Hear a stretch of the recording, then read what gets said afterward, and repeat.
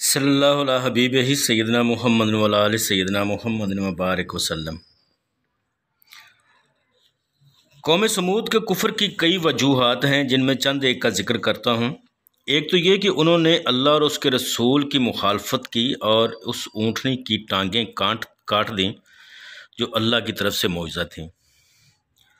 दूसरा ये कि उन्होंने अज़ाब खुदाबंदी में जल्दी की, इसलिए वो दो एतबार से इस अज़ाब के मुस्तहिक हुए। एक तो इसलिए कि ये अज़ाब दो चीज़ों से मशरूत था, जैसा कि अल्लाह ताला ने कुरान पाक में इरशाद फरमाया।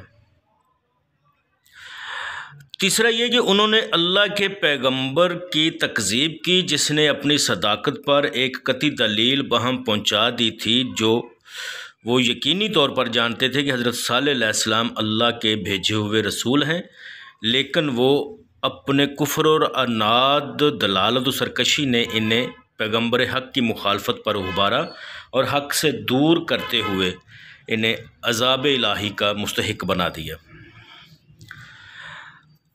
और उन्होंने पैगंबर खुदा हज़रत सालेह अलैहिस्सलाम को शहीद करने की नापाक जसारत भी की, जैसा कि अल्लाह ताला कुरान पाक में इरशाद फरमाते हैं, आज के दिन के अलावा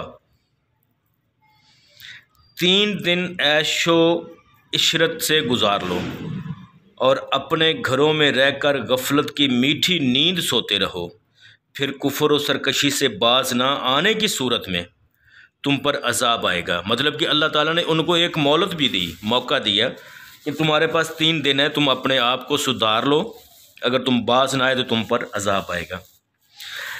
लेकिन अल्लाह ताला की नसीहत ने उनको कुछ फ़ायदा ना दिया, बल्कि उन्होंने हज़रत सालेह अलैहिस्सलाम के कत्ल का इरादा कर लिया और कहने लगे कि देर ना करो, सालेह को भी ऊँटनी के साथ खाक को खून में मिला दो ताकि सारे अंदेशे जाते रहें।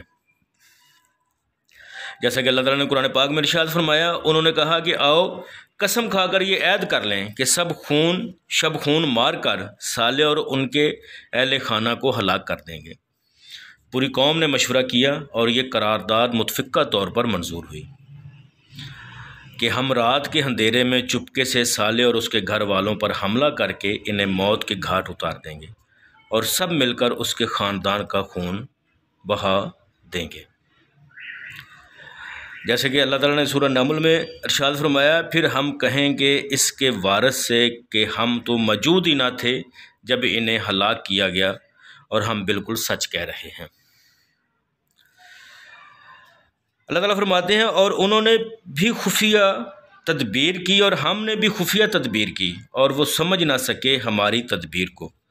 तुम खुद ही देख लो कि होलनाक अजाब हुआ उनके मकर का और हमने बर्बाद करके रख दिया उन्हें और उनकी सारी कौम को। बस ये इनके घर में जो उजड़े पड़े हैं उनके जुल्म के बायस, बेशक इसमें इबरत है इस कौम के लिए जो जानती है।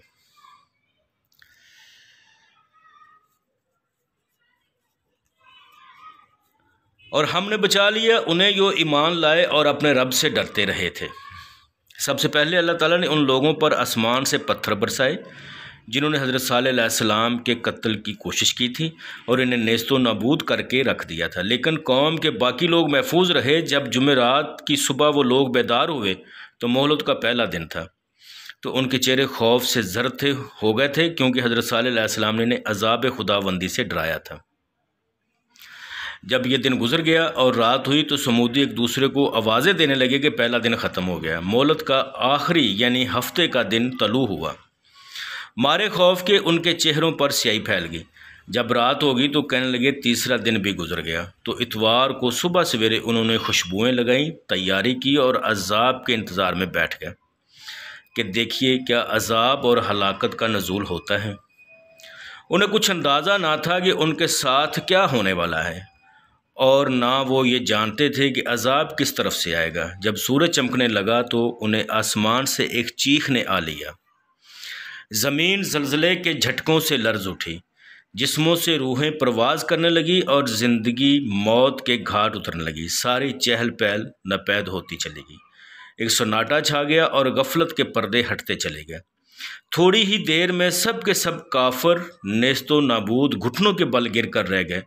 कल रात जो कुफ्र और अनाज से अकड़ अकड़ कर चलते थे, आज मुर्दा जिस्म थे, जिनमें ना कोई हरकत थी ना रूह। लोग कहते हैं कि समूद की कौम का एक फ़र्द भी बाकी ना बच सका। कहते हैं कौम समूद की लोगों में से एक जवान दोशीज़ा इस हलाकत से इबरत के लिए बच गई जो अबाज थी, और सब लोगों से ज़्यादा हज़रत सालेह अलैहिस्सलाम की दुश्मन और काफरा थी। जब उसने अज़ाब खुदाबंदी देखा तो उसकी टांगें ठीक हो गईं और वह बहुत तेज़ दौड़ने लगी। वो अरब के एक कबीले के पास पहुंची, उन्हें अज़ाब खुदाबंदी और समूदियों की हलाकत की खबर दी। शिद्दत प्यास से लोगों से पानी मांगा, और जब वो पानी पी चुकी तो फ़ौरन वासले जहन्नम हो गई।